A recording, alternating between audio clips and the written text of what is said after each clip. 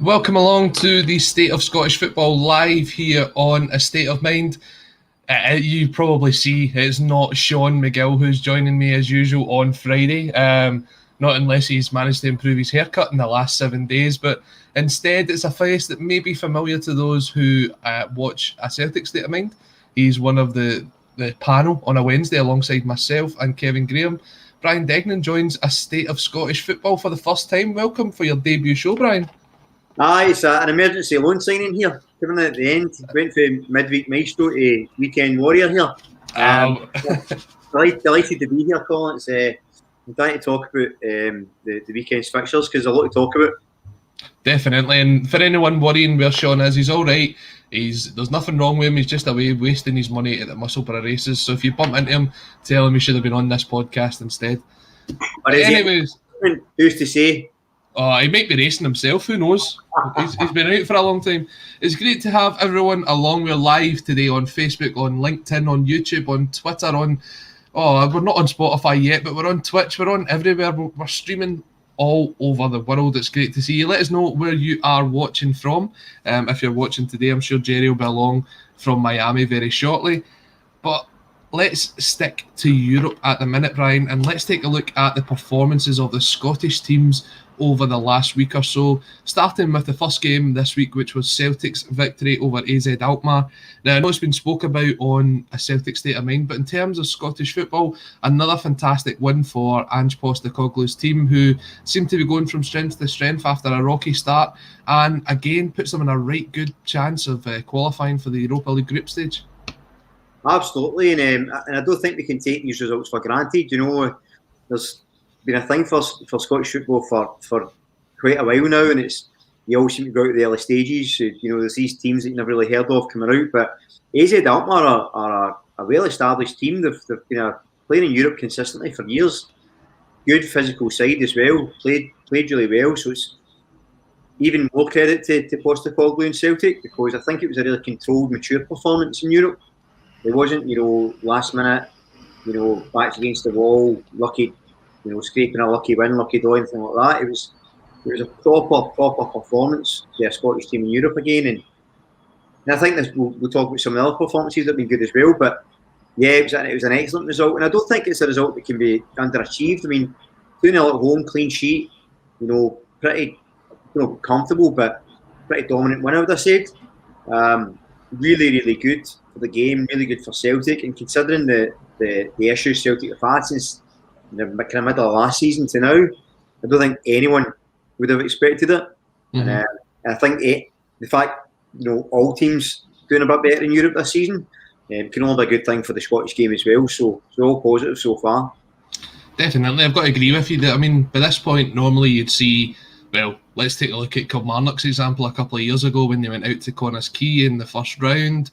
We've seen teams kind of succumb to teams that when you look at it on paper they really should have beaten, and the fact that we're sitting here towards the end of August with the opportunity to have 4 Scottish teams in the group stages of European competitions, it's an outstanding position for Scottish football to be in.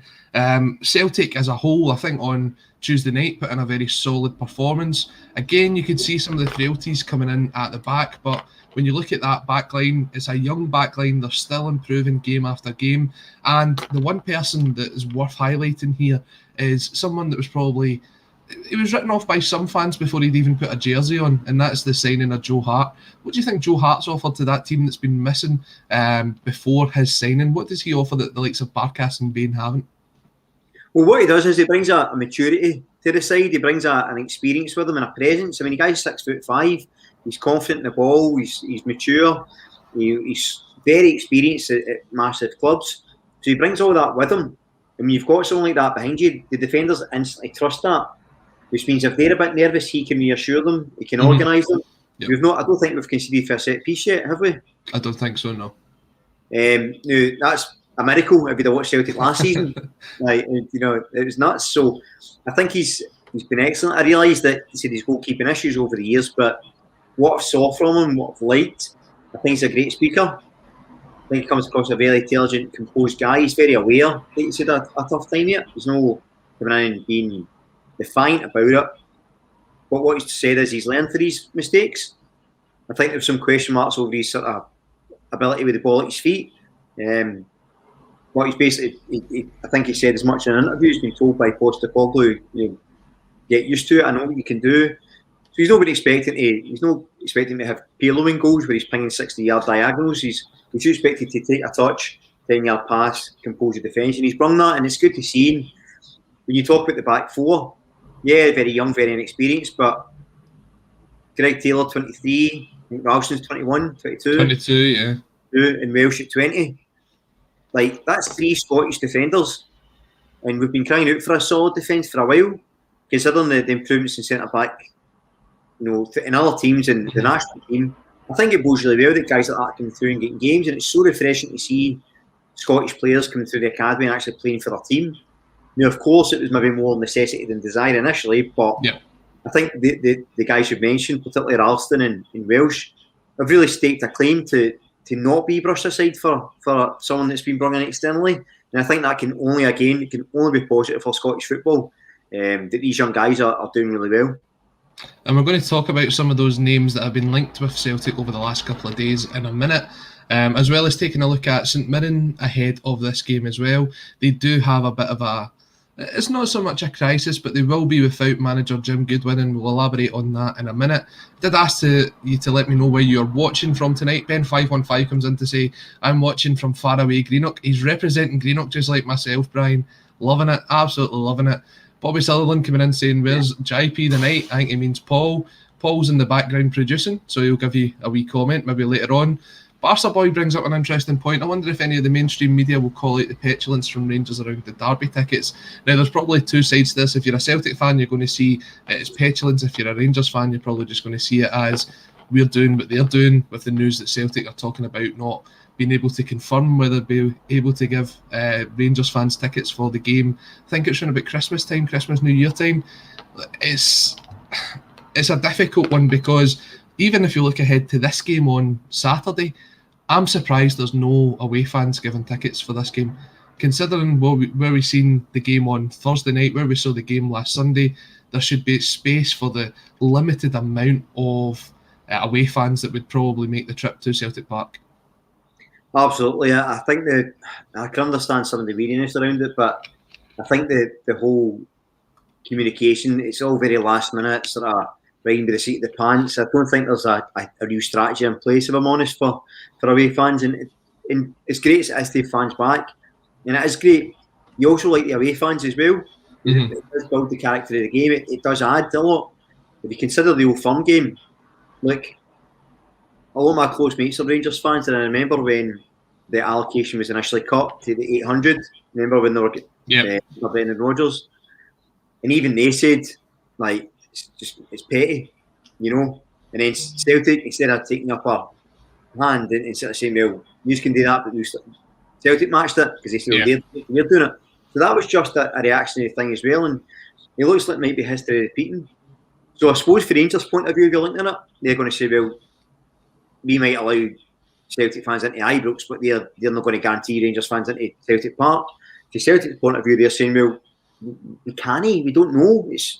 We simply don't. It's not we don't want to. We don't know. If I was in charge of the sort of PR side of the Rangers, I would have said, keep the Celtic fans coming in, and then if Celtic don't allow it, then the ball's in Rangers court and say, well, we allowed it. Why are they not doing it? Yeah. But again, it seems like there's a real. It's been spoken about in the mainstream media as well, but there seems to be a real sort of siege mentality in the past couple of years at Ibrox, and partly can understand why, because they feel as if they've been treated harshly in the Scottish media and the Scottish League, but they're not helping themselves. And this, I know that they've got this slogan of "Nobody likes us, but we don't care." But it's like, do you know what? Just why would you calm down? And I just think that they're ruining it for the fans because it's not as if Rangers fans are going to be delighted to see Celtic fans at any point and vice versa, but as to the spectacle of the game, you want the opposition fans noising each other up. It's part of it. It drives the other players on as well. It's a bit of spite. If you're playing at Ibrox and Celtic are dominating and then you score, it's even better because you're rubbing it in the Celtic fans' faces and vice versa. Mm-hmm. But I just think they're cutting their noses off to spite their face, and I hope that it's one of those things you think that this pettiness is in Scottish football. It's like we've got such a bad reputation down south, especially for being this small-minded league and this little league, and actions like this for the clubs involved don't help it, in my opinion. No, you're trying to talk up Scottish football, and then you see kind of arguments like this. So, as you say, it's not great for the game. I hope it's something that does get resolved soon, because I do agree with you. I'd like to see a return to the old, I think it was like 6,000 or 7,000 both sides. Celtic fans had the full Broom loan. Rangers fans had basically halfway to behind the goal, because I think the atmosphere improves, and it really adds to the occasion. And I guarantee you, if Sky had any say in it, that's exactly what they'd be wanting as well, because it makes it a bigger spectacle for them to try and sell. So I do hope that it does get back to that someday. I'm not saying that it should be to the kind of the detriment to current season ticket holders. So Celtic and Rangers have done what they've done because of the way they wanted to bring money in, and you can understand that to an extent as well. But for 2 games a year, you'd like to think there'd be some sort of compromise that they could come to for that. Well, I think the fans deserve that. I think fans of both clubs have shown how loyal they are in extreme times over the years. Where there's been great success or great failure, they've stuck by their respective clubs and deserve a bit more. I think they have a bit more respect for the people in charge. And yeah, as you say, Colin, I hope at some point this pettiness surely has to go. Otherwise, they're never going to move forward. No. And we're going to get back to that when we touch on Rangers' game against Ross County very shortly. But let's take a look at the game for Celtic at the weekend. They're facing St Mirren. It's a 3 o'clock kick-off on Saturday. St Mirren currently sitting 9th in the table. Celtic are 4th. Christian Dennis is still suspended for St Mirren. He was the goal scorer the last time that St Mirren came to Celtic Park. Now, we did mention Jim Goodwin will not be managing the side this weekend. He is unfortunately tested positive for COVID, so it's just a reminder to everyone that it is still out there. So do stay safe. Lee Sharp will instead take the side, and St Mirren come to Celtic Park for the first time since their 2-1 victory back in January of this year. I think that was one of Neil Lennon's last games in charge. They've not had a great start to the season, Brian, but they are a team that you just feel eventually they'll click and they'll be okay this year. I think so. Obviously, we wish Jim well. We hope that it's not that serious and he recovers well.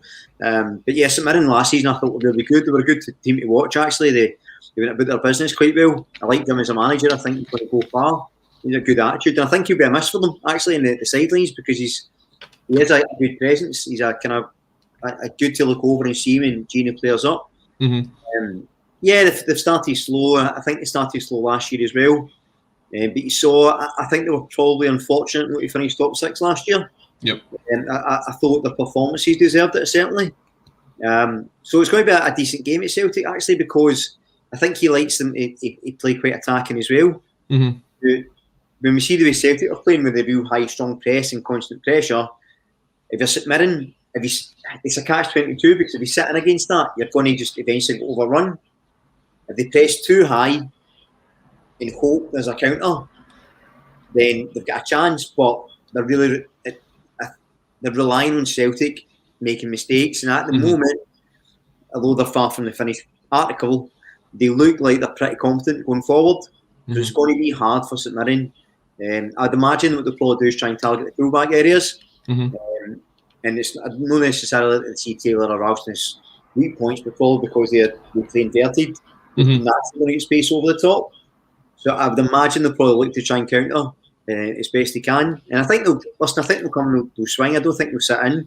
But I can't really see anything other than a comfortable Celtic win.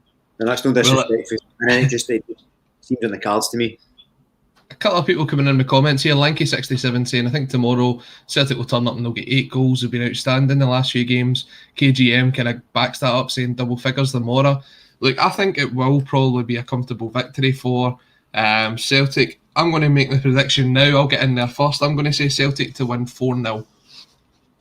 Yeah, 3-0. 3-0 was my bet. I think another clean sheet and a couple of goals. I'm not sure we'll get double figures yet. I think it could happen this season. I definitely do think it could happen. Yeah, possibly, but I mean, I think St Mirren will have. I like their attitude. They've always got a good professional pride. They've always got a good fight. They've not been scalped really for a while. They've got a good attitude, so yeah, I think comfortable 3-0. So let us know your predictions in the comments section. We'll get back to them very shortly. Let's move on and take a look at the game that's happening on Sunday at 3 o'clock up in Dingwall. It's Ross County versus Rangers. First of all, Rangers game 1-0 victory over Alashkert last night. The Armenian side, they didn't really play well against Rangers. It's a team that you'd expect Rangers to quite comfortably beat. They did make it difficult for themselves. I think that the sending off of John Lundstrom shows that he's someone who's not quite settled in yet. I think he's still got a way to go, and you can see that Rangers have kind of already capitalised on that by signing Juninho Bacuna from Huddersfield for roughly about £800,000. Stephen Gerrard's comments last night says, for some players, it's about time they woke up. Do you think that there's something just not quite clicking there at Rangers at the moment? Yeah. It's hard to say. It may just be the case that they've come off a really good campaign last year, playing really well in Europe, and then fans have come back, and it's maybe added a bit of pressure to some of the players. That we saw that. I remember Tavernier famously sort of made the quote in the pre-match saying that they felt nervous sometimes under the fans. I don't know if that's the case, but it could be a factor. I'm never a fan of managers throwing their players under the bus. I think it can backfire. I think Gerrard's been coy about it on occasion, but I think he's not happy with what's going on. In terms of the actual result, look, they won at home with 10 men in Europe. Mm-hmm. That's the reality of it. It wasn't a great side they were playing, and yeah, they made it difficult for themselves, but I think they can look at last season in particular and the season before and how they performed in Europe. I think they'll be comfortable getting through. I don't imagine there'll be any big issues. I know travel will be a factor, but I think they'll be okay. If I'm honest, I was surprised that it was only 1-0, and again, with 10 men, that's always tricky, so they did get the result, and I don't think they're in any danger. In terms of the boy Lundstrom, he's not a great start for Rangers, actually, especially when you look at their midfielder. The set up to the got Jack, Steve Davis, I think's excellent. I think Stan excellent player. Kamara's absolutely brilliant as well.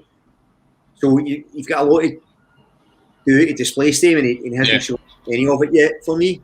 They both a decent signing for the money, actually. I think he'll fit in quite well, but it could be a sign that Kamara's off. Well, that's the thing. I think Lundstrom had his chance there with Kamara still stupidly suspended for these ties to kind of come in and try and stake his claim for a jersey, and I don't think he's really done it. Obviously, he's suspended for the game next Thursday afternoon. I think it's a 4 o'clock kickoff next week. So when you come into a club, you do want to hit the ground running, because the longer it takes for you to do that, the more the fans get on your back. So it's not been a great start for him, as you say. This guy, Juninho Bacuna, coming in from Huddersfield. By all accounts, the Huddersfield fans weren't too disappointed to see him leave, but we've seen that from other teams before. Sometimes it just isn't a fit for you. This tie against Ross County on Sunday, it's a long journey up to Dingwall. I know that myself from being up there several times, but Ross County are another team who just haven't got clicking this season so far. Obviously, with the appointment of Malky Mackay in the summer, they've made 10 transfers, including their most recent one, who is Joseph Hungbo, who has joined on a 6-month loan deal from Watford. But they did lose their assistant manager this week, Stuart Taylor, to Hamilton. They're a team that's very much seems to be in this sort of transformation period, and I think they'll do well to kind of survive relegation this year. I think so. The work that John Hughes done last year was exceptional. Big We've done a great job getting in there and keeping them up, because I thought they were that dead set last year to go down. They proved me wrong. I think he's a brilliant manager. I don't know why he's still out of work, unless it's his own choice. Malcolm Guy also did a job to come in to follow him, because he's a divisive character as it is, because of some of his past comments. Yep. You'll be a universally loved character in football. So he was always up against it. The fact he had to rebuild the club as well, with a very limited budget, it's hard. I mean, look, Celtic have signed a number of players in the summer, but 10 players is a big ask to bed in, especially when you gaffer and stuff. Yep. And I think you're right. I think they'll be looking to avoid relegation, and I don't see them taking on anything for Rangers. I know it's a long trip for Rangers, but I don't see them being any problems for them. I think it'll be a game where they can probably restore some confidence to themselves, because they've had a difficult few weeks. Mm-hmm. and there might be a chance for them to experiment a wee bit. I don't know how much game time the boy Patterson's had, but it might be worth putting guys like him in, give him a shot to see, because I think competition for places in any team's good. But yeah, I think a very comfortable win for Rangers, and yeah, I think depending what happens with Livingston, I suspect it's either Livingston or Ross County for the drop. I know it's very early prediction, but that just intuitively, that's how it seems. Greg Hay coming in here with an interesting point, saying that Yogi said on Open Goal yesterday, other podcasts are available, including this one, Monday to Friday, 6 p.m, that it was County's chairman's, and that's McGregor, Rory McGregor, or Roy McGregor, chairman to let him go, and he was open to staying. I was shocked. I'm actually quite shocked at that as well, because I think if you've got someone with the experience of Yogi Hughes, that not keeping him on, considering what he managed to get out of what wasn't a great Ross County team last year, but he still managed to keep them up kind of against the odds. It's a team that is actually very self-sustainable. Roy McGregor puts a lot of money into Ross County, but they do manage to sort of break even every now and again, which is good to see. They're a local kind of team. They're kind of punching above their weight being in the Premier League, and to then go and maybe change your whole ethos to bring in a guy like Malky Mackay, considering the past that he's had, it just kind of goes against the grain of everything that Ross County's been over the last few years. You just wonder if there's another motive behind things like that. I'm very shocked to hear that as well, actually. I think a guy like Yogi's tailor-made for a club like Ross County. Ross County's a decent club, like they're a nicely run family club, and I think that what Yogi would have done, would have got the players playing a certain brand of football, which is going to be known for, which then in turn makes them more attractive to bigger clubs who play that type of football. So it would have made sense from a business perspective as well as a club perspective, but maybe it's a personality clash, maybe he just felt wanted to go in a different direction, who knows. But I'll be honest, I'm shocked to hear that, because outwardly, from an external perspective, I thought John Hughes was a great signing for Ross County. So look, it's maybe no autumn and gloom. We didn't give Malcolm Mackay the chance to prove himself, but very different season, I think, for them. Definitely, and I think that will continue on Sunday. It's a 3 o'clock kickoff on Sunday afternoon at Dingwall at the Global Energy Arena, or whatever it's called in this season. I'm going to go with Rangers to get the 3 points on Sunday. I'm going to go for a 2-0 victory.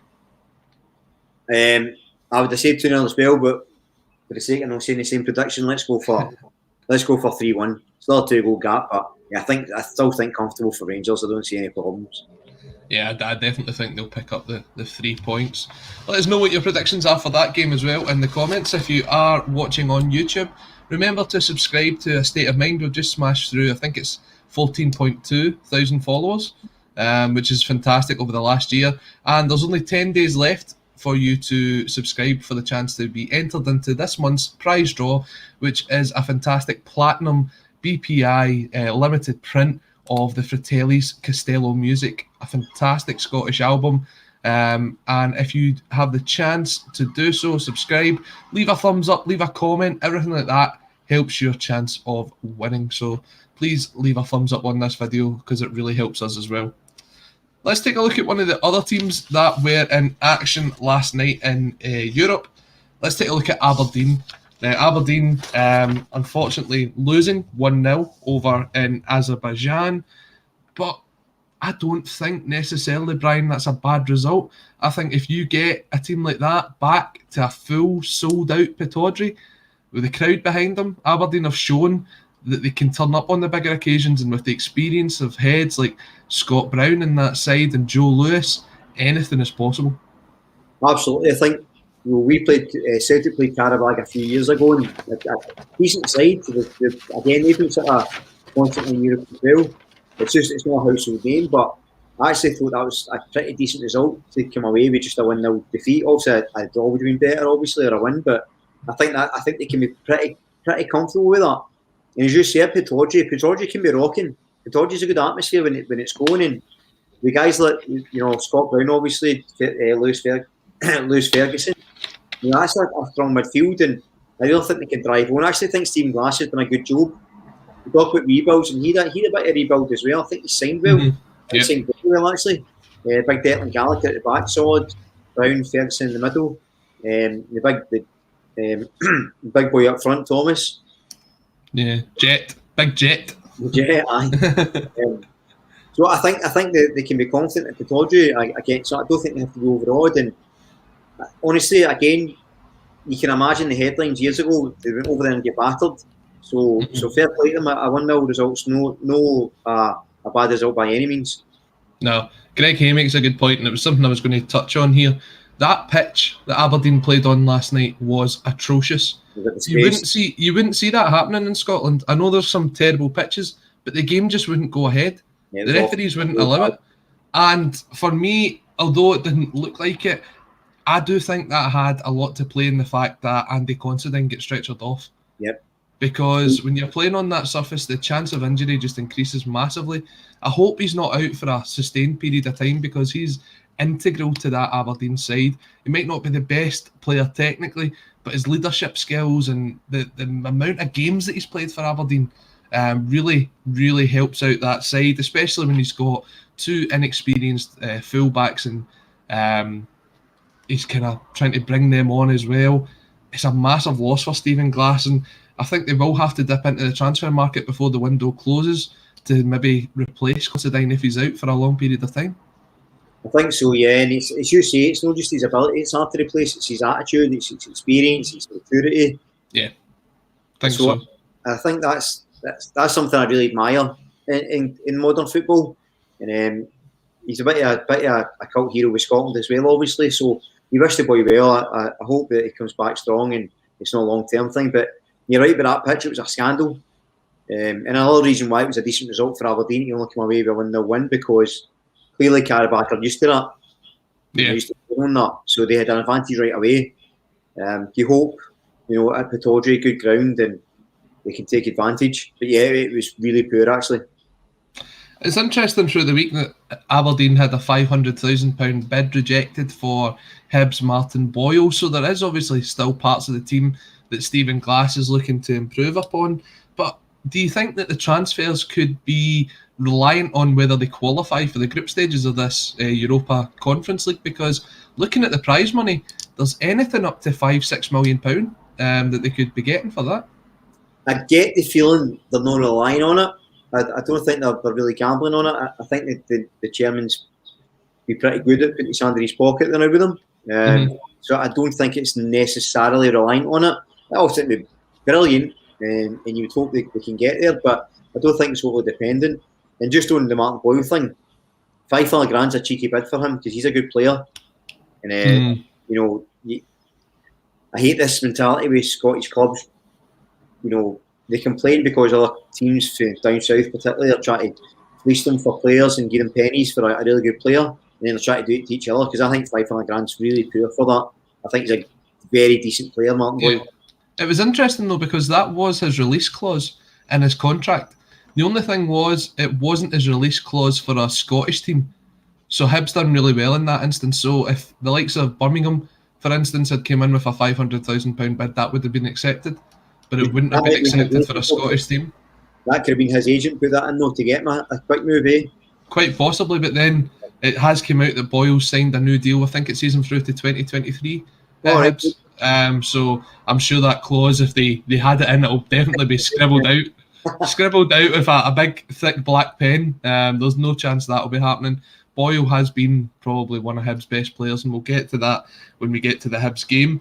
But Aberdeen, I think they should have enough in the locker to get through next week. If you're getting there, if you're going to Pittodrie, they will need every single bit of support from minute 1 to minute 90. So give them your full backing. This weekend, they are probably in, I'd say, the biggest game of the weekend, actually. They are third place in the league, coming up against second place Heart of Midlothian. Now, both teams have a 100% record so far, which means that will have to go. One team's will have to go this weekend. Hearts come into the game off the back of the 3-2 defeat to Celtic in the Premier Sports Cup last week. Again, a game, when you looked at it, I didn't think Hearts were in it overly, but it just shows they get a couple of chances, they can bag a couple of goals. It's a really exciting game this weekend, actually, and I think they're spot on. I think it's the biggest game of the weekend. And it's a really hard one to call, to be honest. Intuitively, I would say Hearts, because obviously they beat Celtic at the start of the season. put in a really good performance. And you're right, that I thought 3-2 absolutely flattered them in the Cup. I thought Celtic battered them pretty much. But the key point is, as you made, is they got a couple of chances, they took them. Mm-hmm. So I think it may come down to who's the more clinical, Aberdeen and Hearts, because I don't think there's much between the teams. I think they're pretty well balanced back to front. I don't think there's...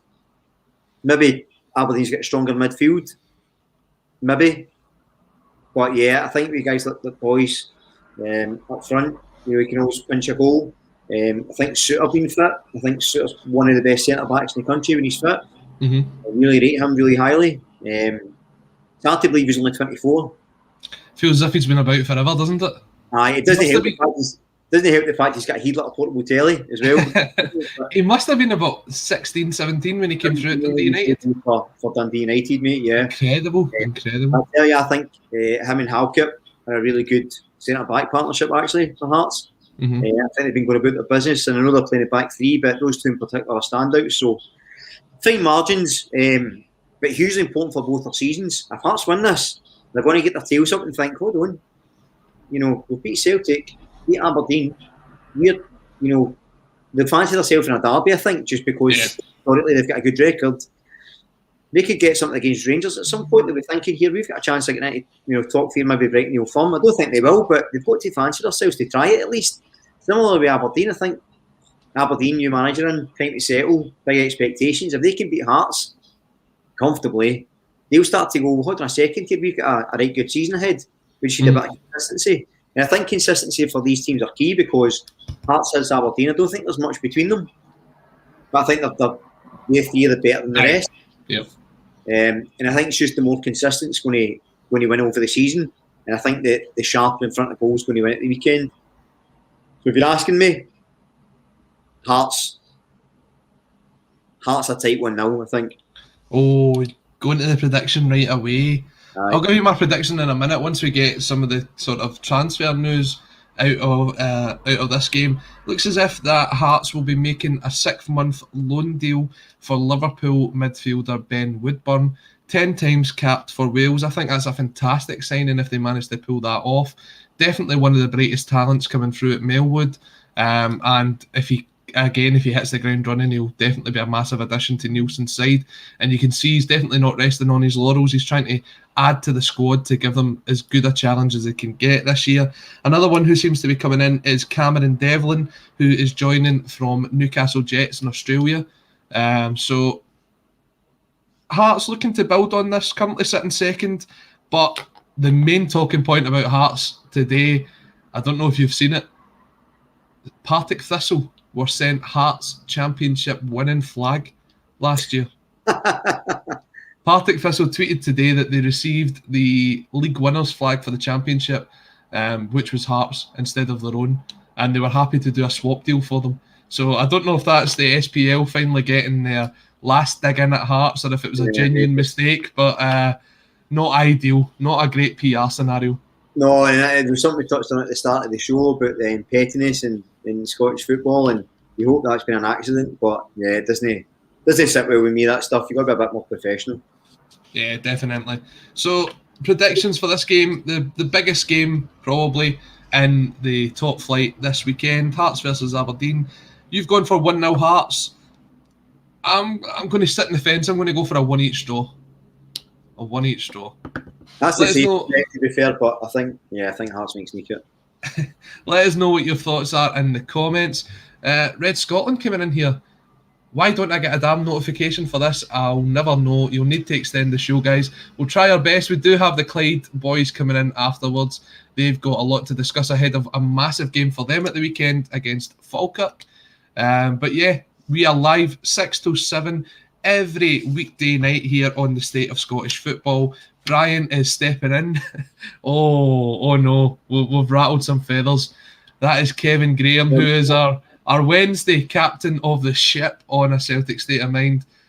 Where's my invite? I think very much like Hearts Championship flag, it got lost in the post, Kevin. We're very sorry.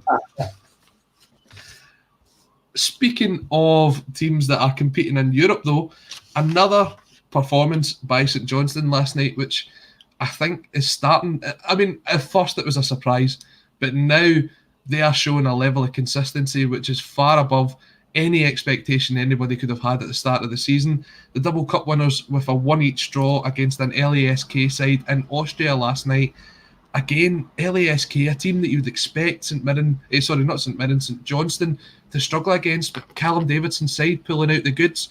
And the LASK manager after the game particularly highlighting Ali McCann, Sean Rooney and Chris Kane as some of St Johnstone's best players.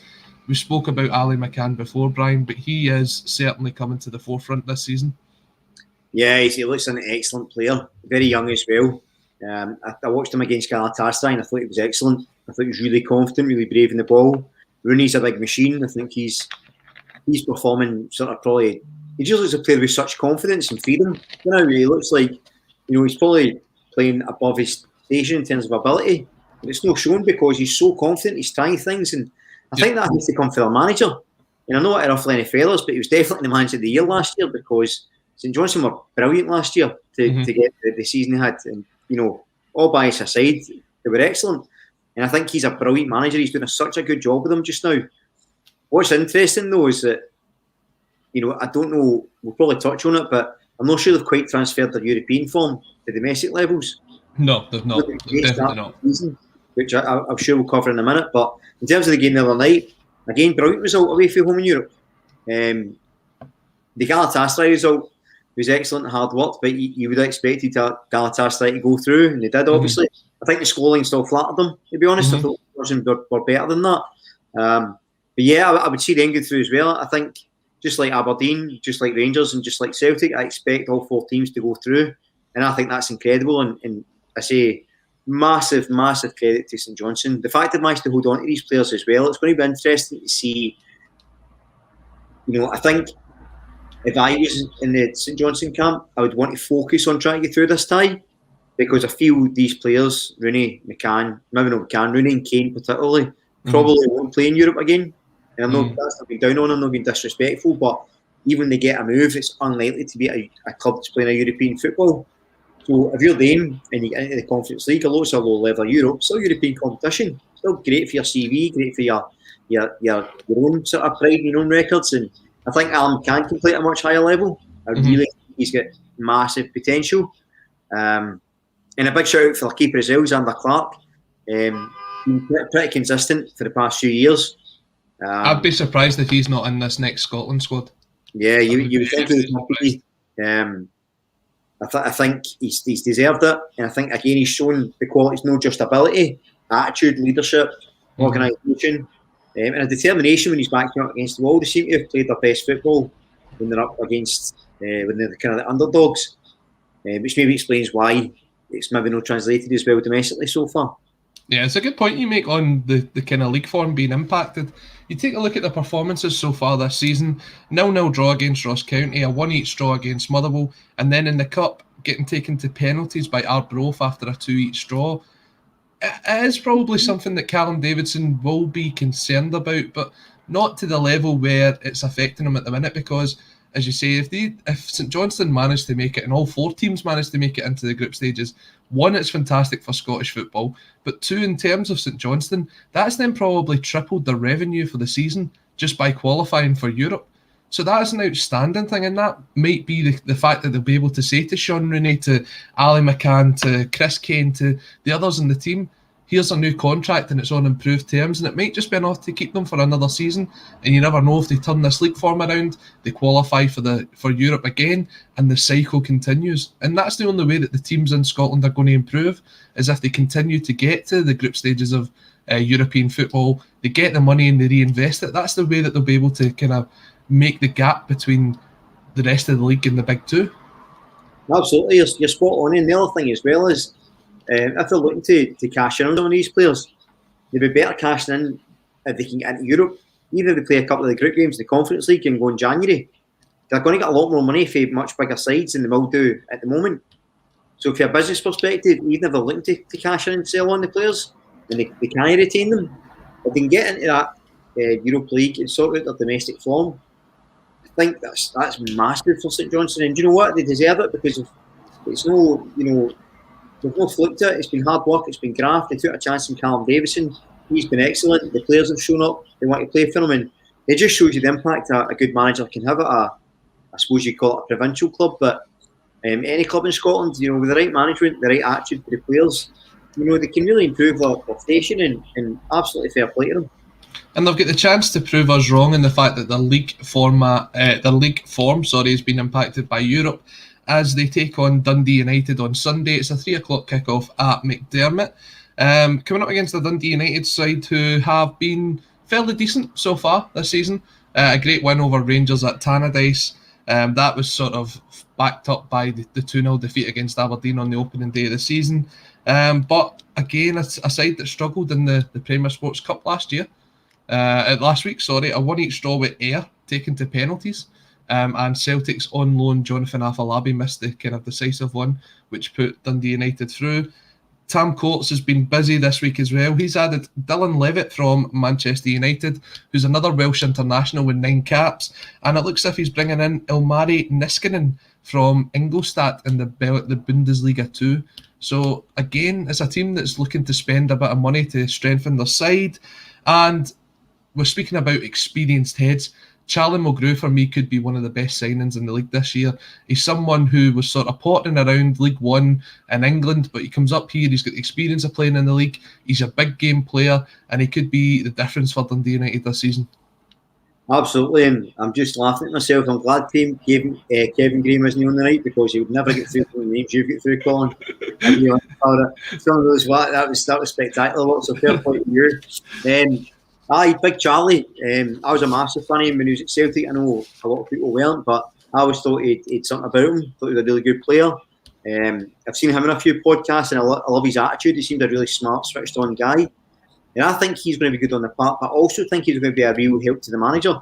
Mm-hmm. It looks like he's a guy that basically coaches as he plays. He sort of talks people through. He's got good ideas, and I don't imagine he'll be shy to sort of express them to the manager. So I think it's a very shrewd piece of business for Dundee United. Obviously, losing Shankland is a blow. Yep. I think they get McNulty back on loan, didn't they? Yeah, I don't think he's anywhere near the like-for-like replacement that they're looking for. He was there last year on loan and he only scored 3 goals. Still think they need to sign another striker. Yeah, definitely. And it's going to be a hard one to replace, because Shankland's a really decent player as well. No sure about his decision to go to Belgium. I think he could have probably maybe get a bit of exposure domestic, maybe in England. But, fair play to the boy. What he does, I say the boy, he's 25 now. He's older than what you think. He's another one that broke through really, really, really young. Bit like Kevin Nesbitt, I think he kind of came through. He's usually shown up the past year, and he's 24 as well, isn't he? Yeah, he's like 24. But again, a brilliant striker. But yeah, Dundee United, I think, again, a team reasonably in transition. Mickey Mellon, I thought, done a pretty decent job. So the boy coach, he's got a hard season ahead. I think they'll be comfortable enough, but I think they'll struggle to break top 6, if I'm honest. I think they'll survive relegation. They've got enough about them. Again, with guys like Charlie Mulgrew on the side will do well, but I think, they'll be punching well above their station to finish top 6 for me. Barca boy coming in with a good point here, just saying Shankland looking at what Hendry done in Belgium. That is a good shout. It is sort of the leagues that you maybe not anticipate some players going to. I mean, I was very, very surprised to see Ryan Gold make the move to the MLS, especially at the age that he's at, because that's traditionally been seen as a retirement league.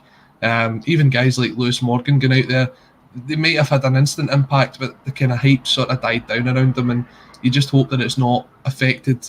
I know he never had much of an international career, but any chance he did have of it by going over there. Dundee United, St Johnstone, 7th plays 6th at McDermott. It's a 3 p.m. kick-off on Sunday. Prediction time. This is going to be a difficult one. I'm going to sit in the fence again. I'm going to go for a 1 each draw. Colin, you're rotten. I'm going to get scales. I'm getting scales. The only thing I want to say, just on the comment about Jack Henry, for every Jack Henry, there's a Tony Watt. Because he went over to Belgium, and now he's at Motherwell. So, good career, obviously, remember well at Celtic, but I don't know if he shot windows there. And Henry's still at the Belgian side, isn't he? He's not got the big move he was playing. Yeah, he's not left yet. No left yet, so it remains to be seen. But in terms of prediction, we're going to go St Johnstone, first win of the season, 1-0 again. 1-0. I think there's enough I think with Big Kane up front causing problems, he's a kind of Lyndon Dykes type. I think he'll occupy their back four, and I think they can sneak it. Well, you mentioned Tony Watt, so let's take a look at Motherwell there, the other game that is kicking off at 3 p.m. on Saturday. They're away at the Spaghetti Ad against bottom side Livingston. Livingston welcoming back Keegan Jacobs for the first time in 17 months. I actually forgot he was still at the club. I didn't realise he was out injured for so long. Speaking to David Martindale, it does sound as if his injury problems are easing, and I think it's about time that they get a couple of points on the board and turn around their season, because 3-0 defeat in the opening day, that 2-1 defeat against Aberdeen, where you look at it and the goalkeeper throws the ball in the back of the net after 94 minutes, it does look as if it's just going to be a matter of time before Livingston turn it around. Perhaps knocking St Mirren out on penalties in the League Cup was that moment, but if they get the victory over Motherwell, then that's the momentum continuing to build. Yeah, I think this is an interesting game, this, because both sides, I think, really need because Motherwell obviously replaced their manager last year, and I think they kind of obviously survived relegation, but it was tight. It could have went either way. And I don't think he's won the fans over yet. I still don't think he's won them over yet. I don't think he's shown any reason to win them over, if I'm honest. I don't think there's been anything particularly special. Motherwell's always been a club I quite like. I like how they approach their business. I think they're a well-run club, and I think they should set an example for a lot of other clubs in terms of how they're run. So I do get a bit of a soft spot for Motherwell, but I don't think the manager's done enough yet to suggest. And look, if he can't go and beat teams like Livingston, and that's no disrespect to Livingston, he's got a big job, because Motherwell's a decent size of club, and it's not going to get any easier. But Livingston, they're an interesting one, because obviously Martindale took over, and the wee man had a massive effect in the club at first. Mm-hmm. Well, I think it was 9 games in the boundary one or something like that, including Celtic. Yep. And I think it was the cup final really killed him, I think, because after that they struggled. I think out of the two teams, Livingston could probably afford to take him away without something, because I think they're liable to take something off the bigger teams. I know it sounds like a bizarre thing to say, but I feel they've got that attitude, like we'll spring a result against a Celtic or a Rangers or a Hibs. And I think nobody's really expecting much for them. I really think it's between Livingston and Ross County for the motion. That said, if Motherwell don't get a result, they've got a much harder task against. And as you say, with the fans being back, they've not really got into the gaffer yet. So, yeah, I think it's a must-win for Motherwell. I don't think they can be happy with a draw. I think they need to win. And that could probably play into Livingston's hands, actually. Greg Hay coming in with a great comment here. What had Graham Alexander done in management to get a job in the Scottish top league, by the way? Thought this for a while. Did he not get sacked by Salford? Now, the idea of getting sacked by Salford, I think that was slightly iffy, because I think he had Salford playing really well, and I think they were towards the top of the table. Now, Salford's got this thing where they're owned by Peter Lim, but they're also owned by some of the class of '93 from Manchester United. And I think at the time it was meant to suggest that it would be Paul Scholes' route into management, is that he would take that over. It doesn't look as if that's been the case now. I forget who they do have in charge, but I'm not 100% sure it was based on performances as to why Graham Alexander got let go at Salford. But as you're right, I don't think he's done anything at Motherwell yet where you've went, that's the right appointment for him. If I'm looking at it, and you don't want to see any managers losing their jobs, but I think he's got to be up there in terms of the sack race. Yeah, I say it like yourself. I don't want to see anyone. I mean, I'm sure he's been all right for himself, but I still don't want to see him getting sacked. But I forget the guy's name that commented there, but he's spot on. I remember when the decision got made, and I know Motherwell have made a habit of sort of picking an up-and-coming manager and stuff and giving him a chance, but given the situation they were in, I thought it was quite a radical choice. Now, I know he plays some decent stuff at Salford. I think they play good football, but at a very low level, and he's coming up, and he's never actually, I know he's Scotland international, he's never actually played in Scotland, has he, Graham Alexander? No, he never did. So, and was he that much of Scotland international that they can go, oh wow, we're getting Graham Alexander in? I don't think so. I think they could be a bit more ambitious. We talked about managers earlier with John Hughes going. A guy like John Hughes could have done a great job at Motherwell, I think. I don't know him, by the way. I know his agent and anything. It does sound like it, to be honest, Brian. I don't know him that well, but I just think a guy of that ilk, I think there's a lot of managers out there that could have done a better job, and he's got a lot to prove. And again, I don't know Graham Alexander either, by the way. He's probably a lovely guy, but the point is, as the commentator said, it was a weird appointment. Didn't quite click last year, and he needs to start getting points on the board, especially with fans back, because they're no shining like Motherwell fans, and rightly so. Definitely. As you say, it's been a really poor start to the season. A 3-2 opening day defeat to Hibs. That was followed up by a draw against St Johnstone, where Tony Watt came off the bench to score the equaliser. And then last week, knocked out of the Premier Sports Cup by Dundee, the same Dundee side that had 6 taken off them against Celtic the week before. So it's not looking all rosy down in ML4. Mark O'Hara returns to action for Motherwell. I think he made a couple of minutes off the bench against Dundee through in the Premier Sports Cup last week. But for me, they're just lacking goals now. Sean, who regularly co-hosts this with me on a Friday, his favourite player already in Scottish football is Kevin Van Veen. I think on the opening day, you could see why. He was just one of those strikers that you'd hate to play against, putting himself about, scoring the goal. But he wasn't part of the side against Dundee. He'll probably return. But again, they are lacking goals. Bringing Tony Watt off the bench, he's not someone that's going to get you 50-20 goals. I don't think that Kevin Van Veen's going to get you 15-20 goals. They have to look somewhere else to get those goals coming in. Otherwise, it's going to be another season in the bottom 6 for Motherwell. The problem is, it's when you talk about goals, it's not just your strikers, it's the fact that you need to score a lot of goals in midfield. When Motherwell had Turnbull, it was great. He had a sort of free rein there. And he had that favourite spot. So either he had a hard-working striker that wasn't scoring, it didn't matter because he was creating space for him to shoot and score. The new striker, he can make what space he likes, but there's nobody there to make the runs for midfield and score for midfield, or a strike partner that's consistent. And again, no disrespect to Tony Watt, because he's always going to have a special place in my heart as a Celtic fan. But yeah, I agree with him. He's a decent player and he looks hard working and stuff. But like any of these teams in Scotland, the hardest thing in football is a goal scorer, right? That's the big thing. But if you don't have an actual goal scorer, you have to set your team up to score. So if you're playing with like St Johnstone, the way they play, they've got Kane up front. Kane's not going to bang in 20 goals a season. But what you do is you hold up play, you bring other people in, and they've got guys that can score from midfield. Motherwell need to try and copy that, I think, a little bit. And I'm not sure how they've been playing, but they should maybe think about playing the two of them up front, one to the penalty box and one. I think they're playing a 4-3-3 at the minute, but I think one of the key factors is I don't think they've ever replaced Alan Campbell. I think that's a bigger loss than what a lot of people may have thought in his move and the free transfer to Luton. He was a fantastic talent in that side. Even when Turnbull was out injured, he was the one that was carrying that midfield. And not having him in there, you lose probably 2 players. You lose someone that's going to protect your back forward, but you also lose someone who's going to bring it forward, who's going to set up the plays, it's going to play the ball into the striker. And in what have we got, 11 days left, I'd be very surprised if you don't see a couple of midfielders coming in at Motherwell.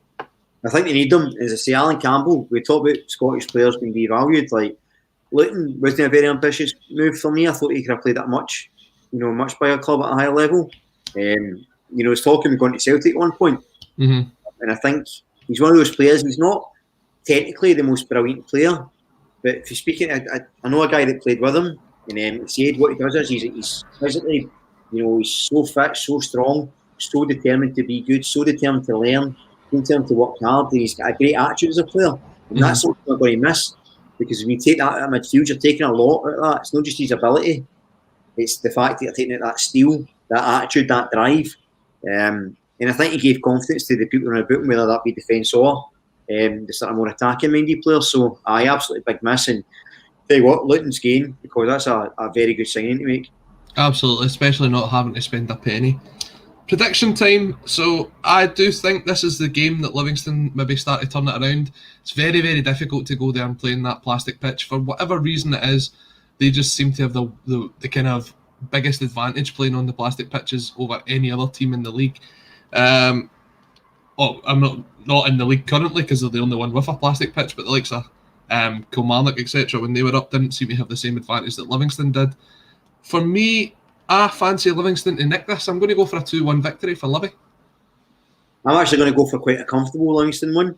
I think this is their opportunity to really, get a couple of points on the board. I think Motherwell are the most confident at the moment. I don't think they travel especially well, and I think that given the way they're trying to play and the way Livingston play, I think it's set up for Livingston to win. As you say, plastic pitch is a huge equaliser for any thing ability, and I don't think there's much between the teams anyway, but I suspect if Livingston score early, they could score a few, so I'm actually going to go for a 3-1. 3-1 to Livy. Well, we do have one last game to cover, and we'll do so in the last couple of minutes before the Clyde boys kick in. Greg Hay brings up a point button that takes us nicely onto this game.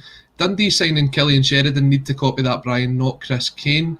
Well, Killian Sheridan, for me, in the performance that I saw him play at Celtic Park, was enormous. I think he's a bit of a journeyman striker, and Dundee have taken a massive risk bringing him in to play up front.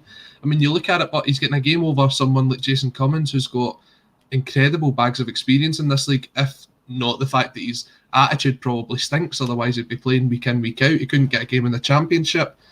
But for me, one of the concerning things, and we'll touch on this very briefly, Dundee have taken on trial this week Niall Mason, who is the ex-Peterborough defender. For anyone who doesn't know, Niall Mason is currently on the sex offenders register for a sexual assault that was carried out back about 2 or 3 years ago.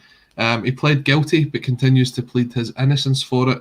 It was a bit of a controversial signing for Peterborough at the time. Manager Darren Ferguson said it had to get run by loads of different legal teams before he could come in, but he was a consistent player for them. It gets to the point, but Brian, it's like you're wanting to add some quality to the team, but how does that go down in Scottish football? How does that go down with your own fans? I don't see it going down well in Dundee. No. It's one of those things where, look, there's two ways of looking at it. One side is, it's on his time, maybe there's another chance. For me, I think if it was my club, I wouldn't want him anywhere near it, to be honest. I think that all it's going to do is detract. Even if he comes in, he's going to have to play 10 out of 10 every week, and he still probably won't be appreciated because you're not going to go there and cheer him on, if we're honest, are you? It's morality versus ability versus desire, and I just think that it's a very unusual, considering they're going to be battling relegation this season. And I know I've said I think it's between Ross County and Livingston, but Dundee United are a kick away from it either. Yeah. The last thing you need is such negative publicity, which they're going to get, and rightfully so. It's not a signing I would have made. I don't think it's what you want to do in Scottish football. Interestingly, I've not heard quite the reaction to it that Lee Griffith, for example, got. Mm-hmm. And you can compare the issues and say one was legal, one wasn't, blah, blah, blah, but in reality, it's still the same. And I think the outrage against him, I agree with that as well. I don't want him to play for Celtic again. And I think this guy should get the same treatment. And it'd be interesting to see if the Scottish media and the Scottish football fans that have the same reaction to him doing it. Mm-hmm. But yeah, I think it's a poor decision for Dundee, if I'm honest. And I think regardless of the football, it's such a controversial signing to make, and it brings so much baggage to the club that, a family club. Yeah, I don't think they should be doing it. How are you going to explain that to a kid if he scores or he gets booed, and they say, why is he getting booed? What are you going to say? Oh, well, he's a sex offender, son. Aye, I don't think it's appropriate for me. Would he get he'd have to get monitored for other jobs. If he was going for a job in a restaurant or a bar or a club or any security or whatever else, he'd go on his record and he'd get analysed and it'd be a factor for right or wrong. Don't see what actually be different in football. And so, yeah, for me, fairly strong feelings about it. It's a big no for me. Not personally against the guy, but when you have him near the club. We are running fast out of time. We've got a minute left, so I'll quickly go through this. Hibs have signed James Scott on loan from Hull, the ex-Motherwell forward. I think that's a fantastic addition to the side, considering that Christian Doidge is out until Christmas. We spoke about Martin Doyle's new deal. He's been a fantastic player for Hibs over the last 18 months. This game's live on Sky. It is your live football on Sky this weekend. Sunday, 12 o'clock kickoff on Sky Sports Football. All we've really got time for left, Brian, is a prediction, and I'm going to give it 3-0 to Hibs. Yeah, I was going to go 3-0 as well, but I'll say 2-0 just to be a bit different. But I think a scalping. I think they're running off the park, and we McGowan's hair might fall off. What's left of it anyway. Well, thank you very much to everyone who has joined us tonight. Thank you to Brian for stepping in for Sean. Hopefully he'll be back next week if he doesn't get in too bad of a state tonight at the Musselburgh races. If you see him, buy him a drink, or maybe don't, depending on his situation. Thank you once again for tuning into the State of Scottish Football. We'll be back on Monday night at 6 p.m. to review the Matchday 3 in the Cinch Premiership. Until then, everyone, take care and stay safe.